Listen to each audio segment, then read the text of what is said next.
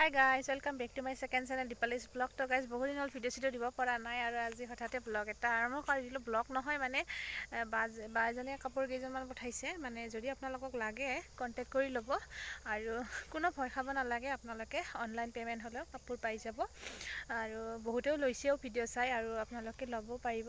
তো কাপোৰ কেইযোৰ দেখুৱাম আৰু যদি ভাল লাগে আপোনালোকে স্ক্ৰীনশ্বট ৰাখি বাজনীক হোৱাটছএপ কৰিব। ডেছক্ৰিপশ্যনত বাজনীৰ কণ্টেক্ট নাম্বাৰ দিয়া থাকিব, তো তাকে আপোনালোকে ল'ব পাৰিব। বহুত ধুনীয়া হয় কাপোৰ কেইযোৰ, আপোনালোকে ল'ব আৰু তাকে আৰু ভয় খাব নালাগে পইচা পাতিৰ ক্ষেত্ৰত, তো তাকে আৰু